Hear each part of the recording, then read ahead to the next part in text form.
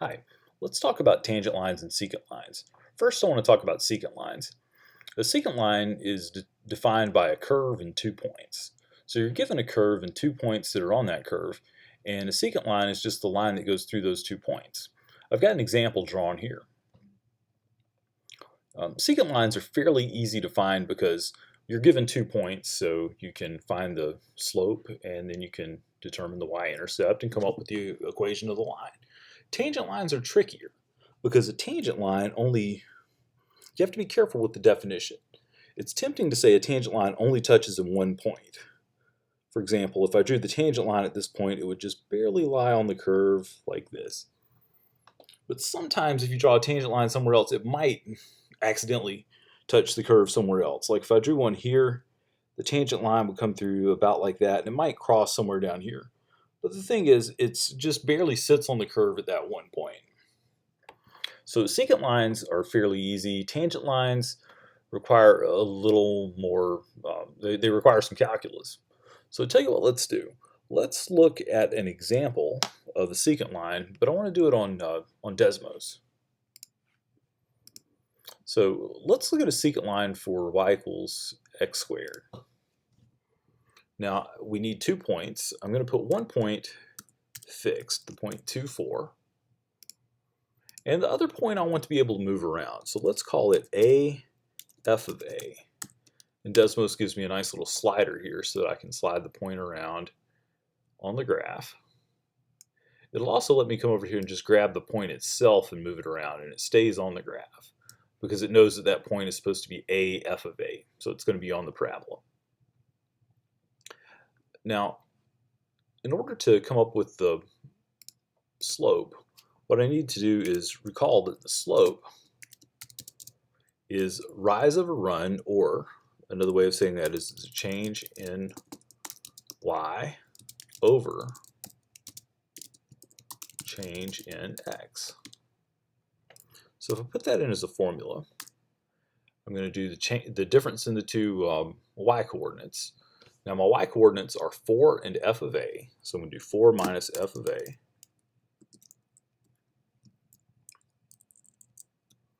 over 2 minus a. And that gives me the slope of the line through those 2 points. Now if I want to actually show the line, that's going to be y equals m times x minus a plus f of a. Don't worry about where that came from. I just wanted to put that up there so we see where the tangent line is. I'm sorry, the secant line is. So notice this secant line, it goes upward. So it has a positive slope, and sure enough, its slope is 0.69. If I move this around, it might be easier if I move it on here. The slope there is negative until I get to this point right here. Notice the slope there is somewhere in there, the slope's 0. I can't quite touch it, but anyway, the slope is 0 for there. Then as we come over here, the slope becomes positive. But notice what happens right here. If I put those 2 points at exactly the same spot, the slope's undefined. So that's what makes finding a tangent line tricky, is because the tangent would be the line that the secants are converging to here. Let me show you what I mean. If I put this as 2.1, we get a line there with a slope of 4.1. If I make it 2.01, then the slope is 4.01, and so on. So by taking this and making it really close to 2, I can make the slope really close to 4.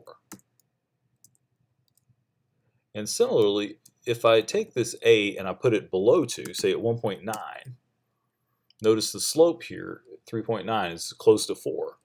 And if I make a closer to 2, the slope gets closer and closer to 4. But it never actually gets to 4, because in order to get there, I'd have to make this 2, and that makes everything undefined. So let's put the slider back for this. All right. So that tells us, though, that the slope of the tangent line is 4.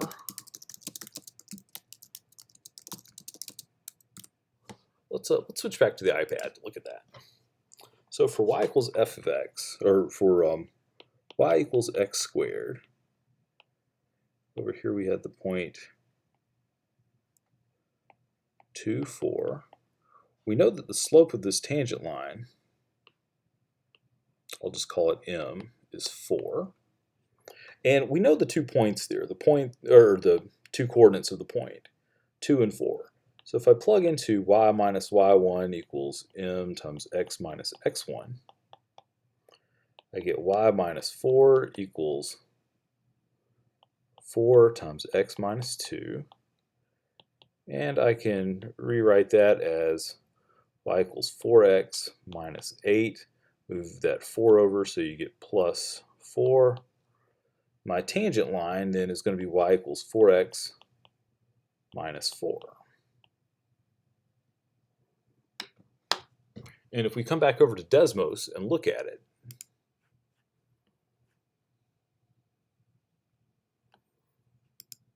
if I put in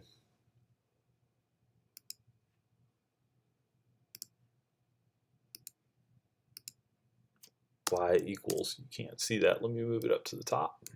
If I put in y equals 4x minus 4, then sure enough, that gives me the tangent line right there.